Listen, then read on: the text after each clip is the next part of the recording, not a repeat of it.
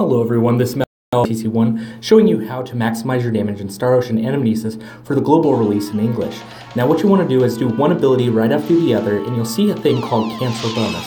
Cancel bonus goes up to 300%, so for example, I'll do this one, I'll pick the next ability and then the next ability after that, and continue to rotate back and forth until my ability power goes out of the way. Now what you want to do is, if you're attacking and then use a cancel bonus, it actually goes straight into the cancel bonus, which is good, so you can actually make it, more times. And so if you're not just going straight from abilities, but you're going straight from damage, it's actually better that way. I'll show you what happens with the rush combo as well, getting multiple rush combo bonuses. So okay, so we've got everyone in a row, let's start using them. So 1, first, second, third, and then I'll do Lighting Rainy 4th. What you'll notice is after the first combo rush, you'll see a thing called Rush Combo Bonus, 150%. It will go to the next damage increase all the way up to the final 4th person. So it will increase each time. You don't want to just do your rush combo anytime unless you're trying to save your teammate's life or something like that with a heal. Otherwise, just wait for the rush combo bonus for the entire team. If you do that, you're able to get the most damage out of it. That's the 300% for her right there. So I'm going to take a picture real quick as well, just so you guys can see that picture afterwards. And I'll do that a few times, so you guys can see the pictures back to back.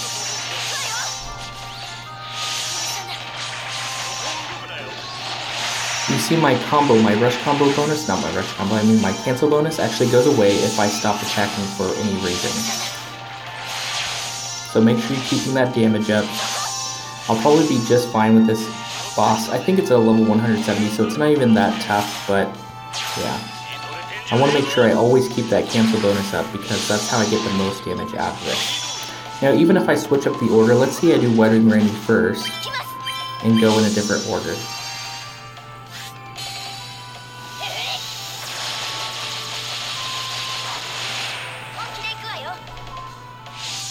You'll still see the rush combo bonus, 150%, 200%, 300%, etc., etc. Now, make sure you just do this every time for every boss battle, and you and your teammates will be awesome.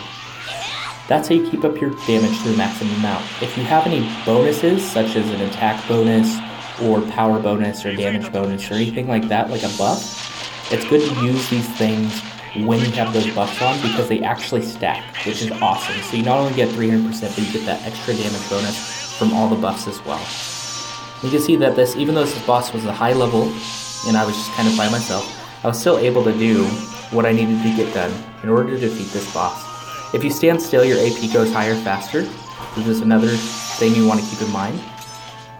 Well, hopefully, I don't think I'll have any problem with my team getting... Okay, so I'll do that. So we finished the match. Let me draw this right here. So obviously, how you get the 300% bonus, I'm just going to use the pen tool and use the red. Yeah, red sounds good. What you do to get that 300% bonus, say you use your first skill. You want to make sure before that first skill ends, you then touch your second skill. After touching your second skill, before that move ends again, touch your first skill that you used before. Now this doesn't have to be technically in this order. You can use any skill to any skill, and you'll still get the same effect. But overall, let me undo some of these.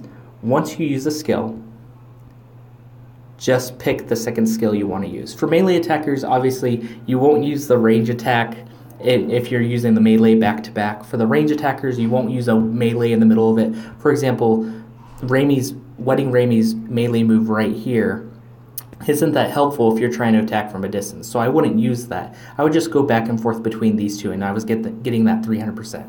Now, I'm going to use a different color. For the rush combo bonus, make sure that when you go in the rush combo order, the person who can fulfill the most damage is the one at the top, because they get the 300% bonus. In my case, my Lighting Rainy is actually doing the most damage versus these characters. Now, my regular Rainy I probably would pick first normally, and then I'd probably pick probably my beach Rainy. I'd probably pick the this character third because, hey, like, he probably has more damage than I do. But my Wedding Remy actually is pretty maxed out, so I would use her last and get that most damage from it. So make sure you do that in mind, make sure you do that in the correct order, and you'll maximize your damage every time. And I hope you guys really enjoyed this little guide. I really just want people to be really good in multiplayer as well as win global releases.